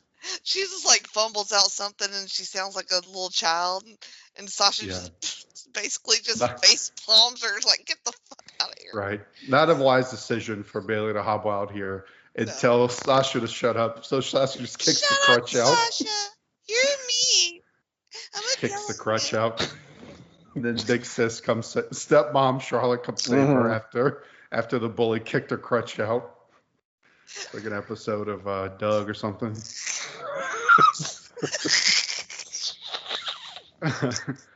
And Becky sneaks up after. Judy Fuddy out there to take up for her child.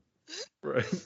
Becky sneaks up and distracts, and Sasha is able to crack Charlotte and grab the title and kind of pose with it. So we end with Sasha kind of getting the last laugh. I should mention that too. Yeah, that was pretty good. Yeah, that was pretty good. Boy, Bayley sure has some kid getting their mom to talk to the principal energy here. Not a good look. I would agree. Is she legit injured? Is that what's happened here? Like, Ain't she always? Is she always? I think she is. I think she had a legit knee injury that may actually have her out of action for a little while. So I don't know. I could be totally wrong about that. Can we? Just because I just saw the graphic for it again. Mm-hmm. Why are we doing our evolution? Why is it not revolution? It's for Larry the Cable Guy, like get her done, like get her evolution. Crossover. Like, even on the logo, there's no separation between the R except for like in the background. Like there's no dash or anything, so it looks like it says revolution. So like, why aren't we not just saying that? Yeah, but it works on two levels. I don't know what the second, I don't know what the second level is, but it's supposed to work on two levels, but it really doesn't. Well, it's because wait a minute. Have they done a show called Evolution, or am I just making that up? Didn't they have a take later? I think later. So they haven't done that one yet. So we've had a rival takeover and fatal four way. Yeah. Fatal four way.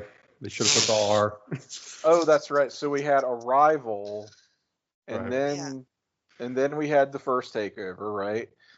Yeah, they're into the R's. I don't know why. They are into the R's. There's no R in NXT or anything. I don't really know what the obsession with R is. Because Fatal Four Way was called Rival, wasn't it? Oh yes, we did a. It was Fatal Four Way / Rival or something like it.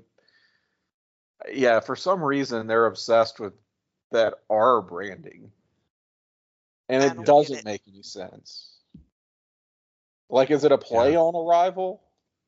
Arrival, or Revolution? I don't think so. I don't know. But why? It's so arbitrary. Yeah, it's so stupid. Yeah, nobody gets it. Nobody. I mean, it doesn't signify anything. I'm just saying, somebody had to think that up. You know. Did they? Back to the running theme of this episode, which is who is doing this. I need to know. Who is this for? We're 20 episodes in, and I'm just now going. Who's responsible? Where do I write what are we my doing? email? Who is R responsible? Who is R responsible? I need to speak to your manager. All right. We get another silent film from the Vaudevillians here called The Fall of the Lucha Dragons. We find out that the Lucha Dragons are dropping water balloons off of City Hall. Oh. And those again, scampy fucking dragons. They spit fire. Why are they fucking around with water balloons? The titles are in danger. So, of course, this time the Vaudevillians have to train first. They train by taking on a lion this time, and they tied the Lucha Dragons to an anchor and dropped them, and that is how they foiled them again in this film. So, all right. How many stars are we giving that film? 2 thumbs up. I only give star ratings to the talkies. Oh yeah, that's right. Oh, okay. Yeah. Rule I have. And R rule. Naru. All right. But the Vaudevillains are going to be competing against kind of a favorite on the pod here, a favorite little underneath team of Buddy Murphy and Wesley Blake. Uh-huh. I guess the Cowpokes, I think we called them before, or something like that. I think Cowboys. Tim named them something. Yeah. No, weren't we calling them Wes and Bud or whatever? Yeah. Oh yes. Yeah. I don't think that was me though. Yeah, I'm pretty All sure. right. This is the point where Albert has been calling them the Vaudevillians for like forever, and Alex Riley finally corrects him and says it's not the Vaudevillians, it's the Vaudevillains. Get it? Because they're villains. Don't you understand? And he's like, well, whatever. Asshole. Tomato. He's like tomato. Tomato. Whatever. Yeah. I liked the Vaudevillains offense in this. I thought they had some good teamwork. They worked smoothly together. I liked Aiden slamming Blake into the ropes. I thought they kind of used some rope-based offense here. Gotch comes in with the leg lock while dropping the elbow. I don't know. I just thought they worked in some cool stuff here with their 1920s based offense. Both teams busting out some cool stuff. I thought, which Wes and Bud usually do. We kind of enjoy their kind of move set. Good smooth teamwork by the Vaudevillains, working the leg of Wesley Blake until Murph comes in hot. Nice forearm to a snap debt breaker by the Vaudevillains to get the win. They called it the whirling dervish. It was like a neck breaker type move, but that ends it. I thought it was a fun match. I thought it was a pretty good little one of the more competitive tag matches we've got on all these episodes that are mostly squashes. I ended up going a whopping 2 1/4. So y'all tell me how this match sucked, and everyone gave it a 1/4 star or something. I'm too positive. I watched this and it felt like time slowed down and I wished I was dead at the end. No, I thought this was the definition of like a 2-star match, basically. Mhm. So I went 2 stars on it. Yeah, I don't think nothing we haven't seen before, but it is nice to get just a actual competitive, not only tag team match, but match period here in this stretch of shows. And put a little shine on the Vaudevillians before going into the I keep calling it the pay-per-view. We'll just call it the pay-per-view. Mhm. To challenge for the titles. It would suck if like their big claim to fame going into that match was, oh, we beat up a a very non-competitive team of little people to show like what fierce competitors we are. Like that would kind of suck if that was our last real exposure to them in the ring before the match with Lucha Dragons. So I'm glad that sort of washes the bad taste out of mouth that left behind. And I like Wes and Bud. I like seeing them have, again, just a real match and getting to do their thing and grow as a team. I would agree, like the definition of like a 2-star tag match, and kind of all over the place with the Vaudevillians. The Vaudevillains. Just last we saw them, they were twirling little people around in the ring, like, and now they're like, never mind, we were just fucking around with that. We'll save that for our home movies, haha. And let me go in the ring and have a real-ish match. So much needed, nice break from whatever they think they're doing artistically. And Wes and Blake, Wes and Bud are on the come up. So I don't, like you said earlier about these, the team names, breaking up their names. This one, I wish they would give them a name, because I know that's too many like white boy names. It's together. too many first white boy names. Yeah, so like maybe name them unless we're gonna for sure break them up, which is maybe come in as well. because I know Buddy Murphy a little bit, but decent and good to see this match. Yep. All right. Regal backstage tells Tyler Breeze he can't find Marcus Lee. He has not shown back up to the building, and Tyler tells him he doesn't care. So doesn't care if this man is Still dead in the looking ditch for somewhere. that Ugo? Yeah. We're all still looking for it.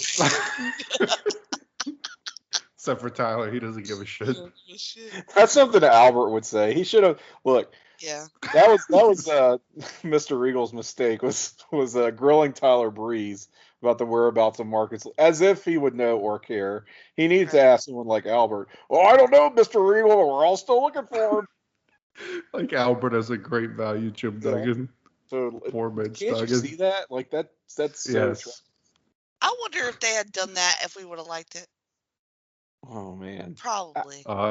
If it didn't insist upon itself so heavily, I think it would. It would definitely require not cutting back to the broadcast booth and going, you remember when at SummerSlam in 1990 when Sapphire went missing and Hacksaw Jim Duggan, wasn't that so like high as a kite? Renee trying to explain the joke would be awful. Yeah.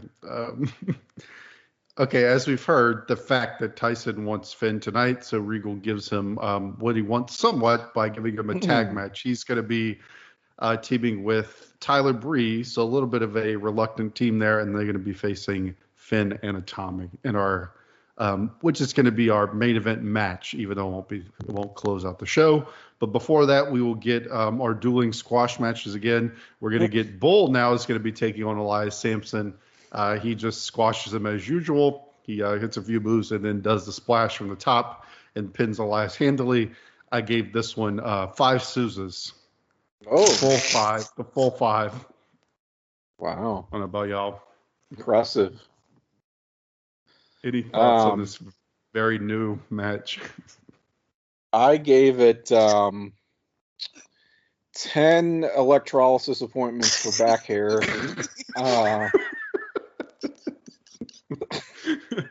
Wow, 10. It's not going to make a dent. I'm sorry. No, this gets a half a star. It's just a scientific squash. All right, Jenny? Yep. I'm going to do my typical 1 star. One star for Bull Dempsey. Yeah, Bull gets a star. He's above Bull gets above whatever. All right. So as we saw, as we saw earlier, they're going to pass each other again, Corbin, and they'll kind of make eyes at each other, continuing the rivalry. This is the one where I have no idea who Baron Corbin faced. I don't think they said it. No, I had a question mark too. Yeah, I have not really sure who this is supposed to be. But during this, we get the big news that Corey Graves is going to have a special announcement at Takeover. So another reason to watch. But hell yeah. To no one's surprise, Corbin wins with the end of days and does no other moves. I gave it 1 stomach face is my rating. Stomach for face. Baron Corbin. Dud. I love that you give him a dud. What's better than a dud or a whatever? Like, what's the hierarchy there? A whatever's less than a dud. Oh, okay. I think I would agree. Yeah, whatever is sort of. I didn't even need to see this. A dud at least maybe had a move that you popped for, but that's all the match was. There's some potential between this, rivalry here between Bull and Baron. So, but I'm giving the edge to Bull on that one and giving this fucker a dud. Well, I was I approached this with the same attitude that I do any scientific squash match and gave it a half a star. Look at me being fair. Look at you. Being fair to Baron. I think that your attention started waning. I think this is when this is not when I your cut ailments. the show off. This is when your ailments started My kicking in. ailments. I did not cut the show off at this point, if Okay. that's what you're implying. Assume. I cut it off right after the match. Oh, okay. Yeah. I think I had about full disclosure, I had about 12 minutes of show left before I just bailed. I love how you was like, what? No, let's record. I'm done. I'm done with this. Yes. All right. Well, let's fill Tim in on what he missed. We get Please another Kevin Owens video package. And this No, I one, did see that. Okay. Yeah. he focuses on everyone that was picked to come to WWE before him. Seth Rollins, Daniel Bryan, Sami Zayn, who kind of mentions his relationships with all those. But I don't know. I continue to like these. I kind of dig this. I liked him mentioning everybody that's got here ahead of him and all that. I was trying to, and also just tried to think of, in this moment, like try and separate myself from, what happens with Kevin Senile Elite after, in the coming years, and just kind of think about if I would be in 2014, I guess. Right. Well, and you sort of have to, I don't know, also separate yourself perhaps from the knowledge that not so much people got picked above him as, I don't know, that everybody was like, you get to a certain point where not all these these indie guys they are not all jumping at the chance to go get buried in WWE versus money on the indie circuit doing their thing. But as a character, I like that they are already setting him up as somebody who has a chip on his shoulder. You know what I mean? Like, they're like, yeah, pushing this prize fighter gimmick, but he's also going to be kind of an asshole, it sounds like. And we're sort of hurting for a real strong heel presence here in NXT. Perhaps he will fill that gap. We'll see. Yeah, maybe like a more serious, intense heel, because I think most of our heels are kind of like, even Tyson, when he's heel, he's obviously not a prize fighter or anything. All right, we'll go to our main event match. It's going to be the tag match that was set up a minute ago. Finn and Itami versus Tyler and Tyson. It's all Finn and Itami to start off with as we go into the unneeded commercial break. Tyson and Tyler not really getting along well, and so Finn and Itami are all over them. We come back in, and back elbow allows the heels to gain a little bit of momentum. Itami ends up getting the tag to Finn, and Finn unloads with some Itami gets the hot tag. He comes in and unloads with some pretty awesome kicks. I enjoyed his kicks. But Tyson cuts him off as he is fighting with Itami. Tyler is hung up on the ropes and get nailed with a sick. Like, to me, this was the spot of anything we watched. Like, he hits the double stomp, which will later be known as the coup de grace, obviously. But it's like, as Tyler is hung on the ropes, like hanging over, and like just an insane spot. Like, he could so easily just like snap his neck with this. It was, I mean, I don't know. I was just thinking that's got to take a lot of trust to let somebody do this to you. Because if he just like unloads on the back of his head, like, that would not be pretty. But some people would think it's very pretty for Finn Balor to unload on the back of their head.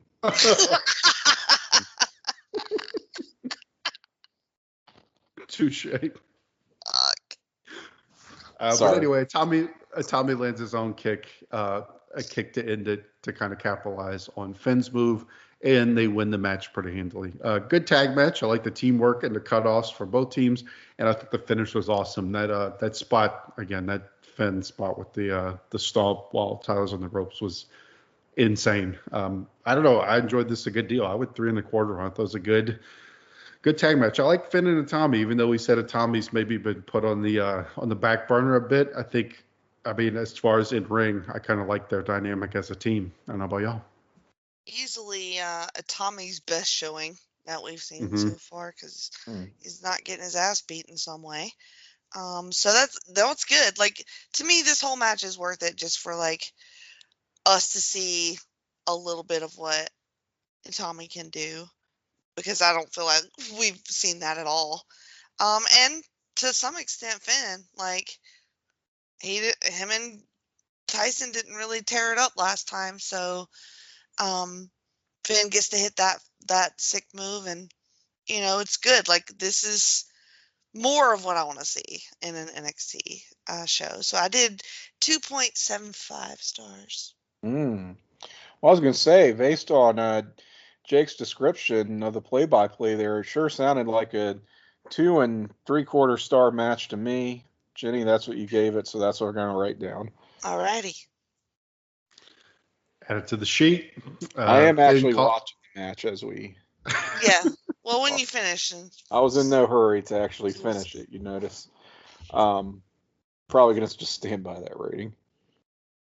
Afterwards, Fink gives a... No, go ahead, Jenny. No, I was just going to point out some dumb shit they said on commentary about...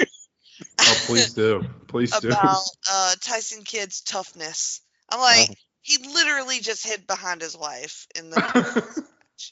Like, this guy's tough. He trained in the... Okay. We train with Anvil, eating Pringles. Oh, right. Yeah, for sure. I love it. They just say they forget who's supposed to be a heel. Except they're like, hey, what generic comic can we make now? Oh, he's tough. The dungeon, etc. Whatever. Yeah. Double foot stomp sounds so fucking dumb. And when does that move get named? I need it to be soon. Right, as opposed to the single foot stomp. Right. But Finn calls out the Ascension and gives an ominous warning that he's bringing something that they have never seen at Takeover. I bet he is. Right. All right. There's a sexual innuendo in there, but who would catch it? I'll leave it alone.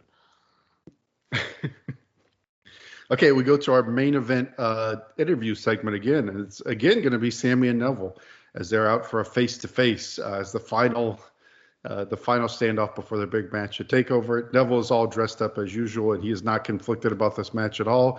His goal is to win at any cost, and that is what separates him from Sami Zayn. Okay, he says he does not. He's not proud of what he had to do against Sami, and if it was his way, it would have been different. But he did what he had to do. He reiterates that he won't be held responsible that if Sami decides to leave. He doesn't want Sami to leave when he beats him, but he's very sure in all of this to always mention that he knows he's going to win. He never says when Sami leaves, it's not going to be my fault. Sami comes out pissed off and says that Neville says he's too nice. It's his decision. He decides his own fate. And Neville says it's going to be the match of their careers. Put his hand out for a handshake. Sami does not want to shake his hand and says it's not about respect. Slaps the piss out of Neville to show that he's not nice, and he says, "You don't end me, I end you." And we close the show with that as our final moment going into Takeover. Pretty intense Sami here. Were we digging this? Did we like Sami finally kind of getting angry? I did, but for me, this is about Neville. And Sami's whole road to whatever is whatever. I mean, everybody anyway, I do like him showing a little bit of fire against Neville here, but Neville is just so calm and confident, and he could he looks amazing. He's, I just feel like he's very impressive. He knows what he's talking about, and there's no doubt in his mind that there's no way that Sami has ever taken this belt from him. And I believe him, Everything I've seen to this point, Neville's done everything exactly right. For me, badass matches. He's good on the mic. He's a little, he's just low key, steady, and awesome, all the time. So he has tons of credit with me. Sami, on the other hand, you wishy-washy friend. You got issues. This guy been my champ. You've been losing matches and talking about your road. So in that fashion, I'm sure Neville is going to lose this title to Sami. But this is my most anticipated match. Yeah, well, I think that's well said. I'm looking at the interview now, and Neville looking quite dapper. Yes. And I think you really sums up his character well to say he kind of does everything right, and everything he does looks incredibly impressive, and just exudes class, exudes that sort of quiet confidence, contrasted with Sami's, like, yeah, you root for him. Yeah, he's a spectacular performer, but he's also, as you sort of were suggesting, Jenny, he's like the messy friend who you want the best for, but a lot of times he won't get out of his own way. And I mean, I love the guy, absolutely, and I'm very much looking forward to the match. But it's not one of those situations where I'm looking forward necessarily to Neville losing, right? Like I want to see Sami get his due, but Neville's been so great in this role that it doesn't feel like it's, with some champions, it's like, okay, it's time to take the belt off of him. And I'm not feeling that at all with Neville, really. He's so, like, won me. If nothing else, he has probably won me over more than, not that I was ever down on him, really, but I don't think I just ever realized how incredible he was. Agreed. And still is to this day, quite honestly. So, yeah, I know this is a great match. I love the match from the first time I saw it, when it happened live, and I can't wait to revisit it. And I don't know. I wish we could somehow. We need to preserve Neville. We need to go back and undo some of the injustices that were perpetrated against this man, because he deserved so much better than he got. But hell of a way hell of a way to end the show, and the road to redemption for Sami and the build for this next takeover. I'm pretty pumped, and Sami's showing some fire with the slap. I like that, because a lot of times these face versus face matches can be a little bit boring, right? Just in how they are put together. It's strictly on the basis of respect, or even in this case, the two of them are friends. Whereas here, it's like, no, like, we're seeing that desperation from Sami. He's waving off the friendship, basically, laying it all on the line. It's not even about respect anymore. It's about doing what he has to do by any means necessary to win this title. So, is this going to be a turning point for the Sami Zayn character? That remains to be seen. Okay, all right. Yeah, I enjoyed it. I like the slap a lot. It does make me wonder, especially listening y'all describe it, like, if their main focus was the Sami story, would they have been... It's a little like they're trying to have their cake and eat it too, because they don't want to turn Neville completely heel because he's such a good face. So I feel like that sort of cut Sami's legs out a little bit, because he's not going against, like, ideally you'd have the underdog Sami who keeps getting screwed over that way. Because the way we're saying, we're like, well, I mean, Neville's pretty badass. Like, he just always wins. He's just really good. So it does kind of make it seem that, well, Sami loses all the time. Does he really deserve? It's hard to really get as attached to Sami as you want to, because he's not facing an all-out heel. So, but I kind of understand why they're doing it. It puts them on a little bit more even footing too, going into that match, because you already feel like Neville's flirting with that too. That, like you said, the tweener thing. And then now Sami's kind of stepped into that as well. So now it feels like, well, anything could happen. I feel like maybe they should have put a little bit more heat on him for faking the knee thing, for kind of using the knee as a cop-out in the match. Like, to kind of maybe help Sami, like, realize, yeah, he should have just, not been sympathetic towards him, but maybe put a little bit more on Neville for being, like, using a cheap tactic. They don't really, like, ever really blame Neville for doing that, even though it is a little bit of a heelish move. Like, maybe play that up a little bit more, but, I'm nitpicking, but I still enjoyed this whole segment, and I'm really looking forward to the match. Yeah, short of changing the match entirely as far as Sami just facing somebody else for the title, like you said. It's like Sami's character would definitely complement like a real prick asshole heel, like a Randy Orton kind of dominant Yes. dickhead heel, sort of who you want to see get beaten. So yeah, it does sort of I don't know, maybe diminish the impact that you don't want to see Neville lose the title necessarily going into this. Right. To anybody, and like, but you do want Sami to get his big win, and it's like, I don't know.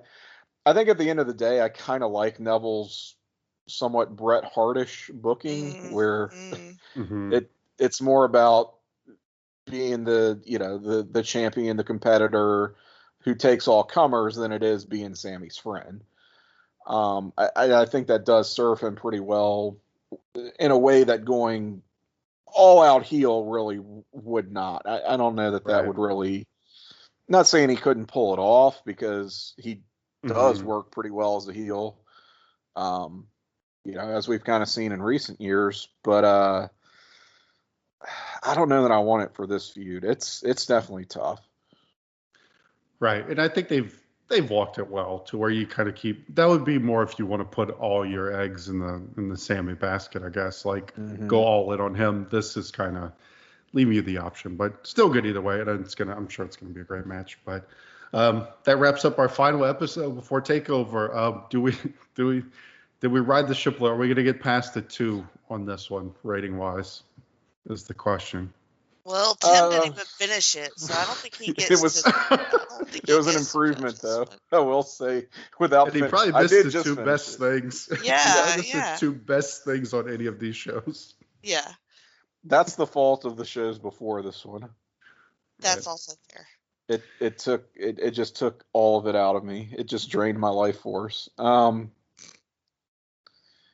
Having just finished the show, I'm feeling more positive about it than I was the last 2. Give it a 4. All right. The show that I didn't finish gets a 4. Yeah, I'm gonna do the 4.5. And once again, we have like crescendoed through all the bullshit. And we're like in this other dimension of like good NXT. Like, so fingers crossed that post Takeover we can stay a little bit more even. Yeah. I'm going to go with the 5 because I like the ending segment. I kind of like that tag match and a lot of the stuff before it. Well, even the Baron Corbin and Bull stuff were squashes, but at least like the little thing they're doing with them dueling with the dueling squashes. And I think by the end of it, I was pretty hyped for Takeover, and I feel like it's going to be pretty good because we're going to get some good matches. We're going to get the KO debut. Like, I think it's going to be a pretty fun show. So I'm going to go a solid 5, which is much improved. So maybe not crescendoed as much as we're used to. We started shittier than usual, and then we picked it up not as good as usual, but I guess it is what it is. All right. Are we ready to go to some awards? I think so. Let's do it. Best match. I don't know. We might be all over. I'm going to go with that Finn and a Tommy tag on the best match. Yeah, I got to do that as well. Let's see. The best match that I watched looks like it was Finn and Tyson. Although that main event tag probably should get the win. Sounded good. Sounded better than Tyson.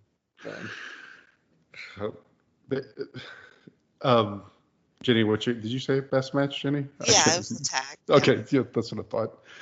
Worst match. We have a lot of competition here. I don't even know if I can pick a worst. There's so many that are kind of in this same sort of. It's the Vaudevillians. Let's just all say it. Oh yeah, if we're counting that. Yeah. 100%. Yeah, let's give it that. It deserves to be trash. So worst match: Vaudevillains versus the in quotes Lucha Dragons. Rising, I have KO because even though he wasn't on here, I'm excited for his debut. Finn, I think, is rising.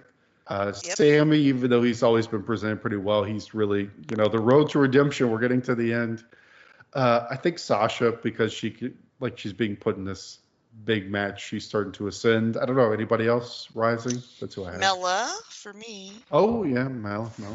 Baron Corbin. The West Bud. Even though they Yeah. lost their match. Yeah. I'm gonna still tell. I see what you mean there. Excuse me. JoDill, maybe JoDill. No.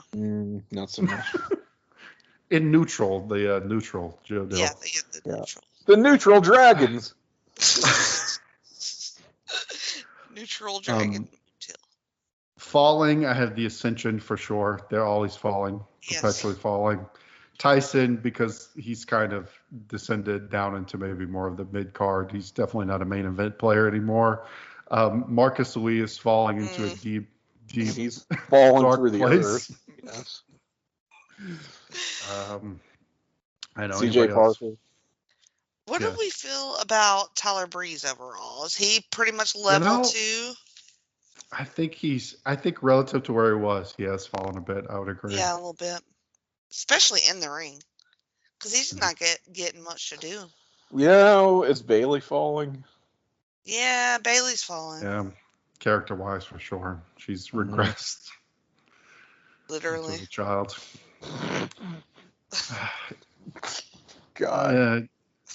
What are we doing? Blue pants descending. Yeah. MVP. Who do we have for MVP?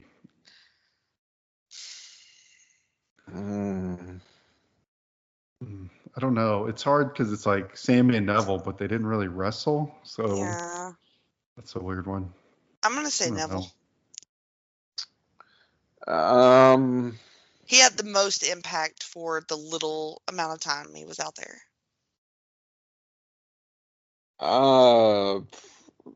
Braden Hardpack. Good choice. All right, I'll go Neville. Can I have none for this category? You can. Sure. I guess it was none. I'd probably go Neville or maybe, I don't know, Finn, because he kind of carried it in ring a little bit. He was good in ring. I don't know. MVP, whatever. LVP. Put it down for whatever. LVP. Whoever's responsible. Everyone else. For writing. Yes. The hypothetical writers of this fucking show. Full Sail University. Or Marcus Louis. Marcus Louis. Yeah, that's a good pick. Best moment, I'll probably go with the Sami slap. Very close is that coup de grace on Tyler Breeze. Yeah, I like the slap a lot. Tyler Breeze abusing Marcus Louis and then pinning him in 1 second. Marcus Louis wandering out of the building. Yeah. Maybe to meet his demise. Into traffic, yes. The Jingle All the Way 2 commercial. All right, so that wraps us up for another episode of PTBNXT. What do we have going on, Tim? Tell us what you have going on. God, just follow me on Twitter. I am at Cyke68, CYKE68 on Twitter. I do some other podcasts on right here, Place B Nation Wrestling. That would be Talking WCW. Check out our affiliate shows as well, those being on the North-South Connection, where I do 9021 No-So with JT Rosero and a guest each episode, a new guest, rotating guest. We're going to need a lot of guests. There's a lot of episodes of the original Beverly Hills 90210. We're going to cover them all. I'm committed. We're going to do it. So I don't think we can get like 300 individual guests. We're going to have some repeats. We're going to have some people who love the show, who hate the show, who have done podcasts before, who have never done podcasts before. Reach out to us if you want to be on that, and we'll get you booked. And I'm sure Jenny can tell you about some other great podcasts you can check out that some I'm a part of, some I'm not. Well, you are a part of most of them, if we're being honest. We just had our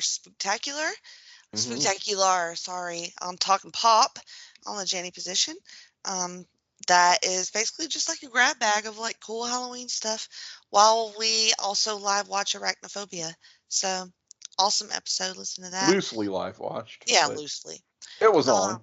It was background. And then for the entire month of October, every Friday you can find an episode of Freak Out Drive-In, which has made its return to the feed. Awesome movies on there. Tim, you and I did just madness. We did madness. Hellraiser for the first returning Freak Out Drive-In. Yes. And then a bunch of good ones. So check those out. And then Freak Out Drive-In will be probably monthly after that. More if I want. We'll just see, I guess. And my wrestling content right here on Place to Be with Tim with Talking WCW, and on North South with TNA Never Dies and The Extreme Three-Way Dance. You can find me on Twitter at Jenny Position and on my Facebook page. Very good. I'll plug on this on the Place to Be Nation Wrestling feed. Relatively new podcast we do called YouTube Roulette, where we pick some matches that are just random matches on YouTube, and we live watch them and run our mouths over it. It's a lot of fun, and it's fun to watch kind of obscure stuff that I've never seen before. So go check that out on this feed. And yeah, you can find me on the North South Connection doing the Ruthlessly Aggressive podcast every 2 weeks. So I think despite maybe not the best episodes, anytime we don't get the best ones, I still enjoy talking with you two about them. It is always a good time. And always. We will be back in a month with the Takeover Evolution. Can't wait. So our hypothetical list was we will see you there for Takeover episode 20. 20 episodes. But we got the worst ones we've ever watched on this one. So there we go. All right. See you in a month. Evolution. PTB NXT has left the building.